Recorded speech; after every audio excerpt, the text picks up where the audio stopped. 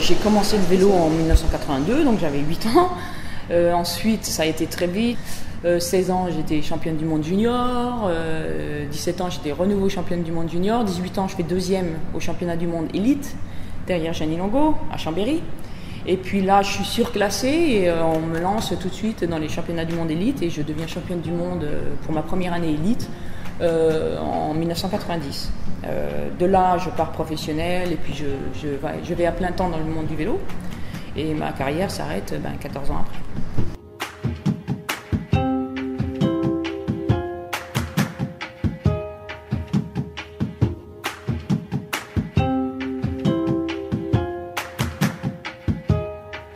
Là, on est dans les locaux de Maersk, on est dans le The Basement.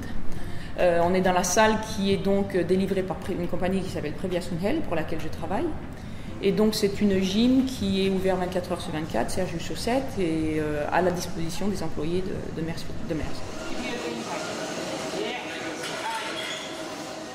Ça a été très dur de retrouver une vie normale, ça m'a pris, pour ainsi dire, 1 an de réflexion et de regarder un peu, de chercher au fond de moi qu'est-ce que je voulais faire, qu'est-ce qui m'intéressait. Et c'est vrai que les études que j'ai commencées ici m'ont redonné une nouvelle inspiration, une nouvelle direction. Et ça a été difficile de reprendre les études à 36 ans, je dois l'avouer. La première fois que je me suis mis dans une rédaction ou dans un livre en anglais, j'ai dit « Oh, ça va être très dur ». Mais bon, on apprend et ça, c'était un challenge comme un Tour de France, comme une course, comme un championnat du monde. Je l'ai pris de la même manière et c'est vrai que j'ai appris et je me suis donné du temps.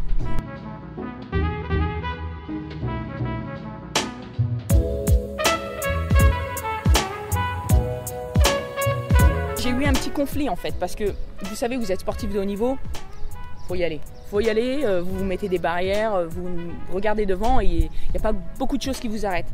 Je me suis rendu compte qu'en fait, que monsieur tout le monde ou une personne normale, en fait, c'est pas tout à la même approche. Il faut être un peu plus sensible, il faut comprendre un peu comment la personne vit dans son propre environnement et puis d'essayer de voir quelles sont ses barrières à elle ou à lui et d'essayer de modeler la stratégie pour laquelle vous voulez supporter la personne avec un peu plus de sensibilité. Donc vraiment mon expérience passée, c'est plus comment structurer votre entraînement, comment rester motivé, comment gérer la vie de tous les jours avec l'objectif que vous êtes mis au niveau sportif. Et c'est vrai que ça, c'est quelque chose que je maîtrise assez bien, que je sens un peu plus que quelqu'un qui peut-être l'avait pris dans les livres.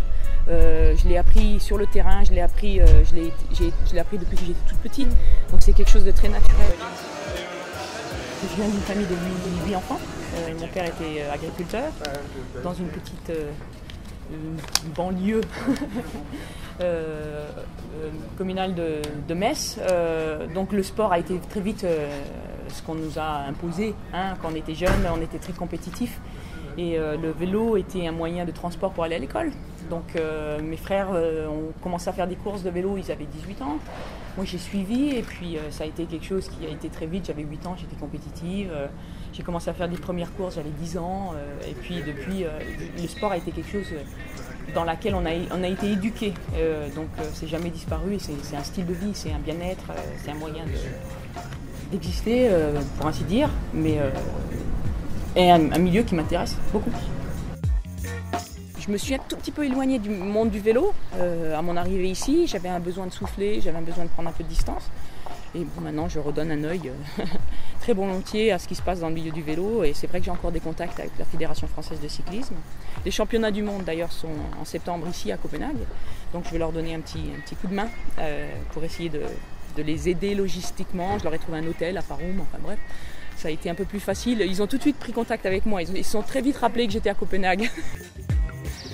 Je pense que le léopostai, ils peuvent créer une propagande en disant « Don't touch my léopostai ». Ça, c'est assez clair dans la vie de tout le monde. Le léopostai, c'est quelque chose qui est présent dans le frigo de tous les Danois. Et bon, il faut juste apprendre à contrôler un peu les portions et pas manger une tête à chaque déjeuner, à chaque dîner.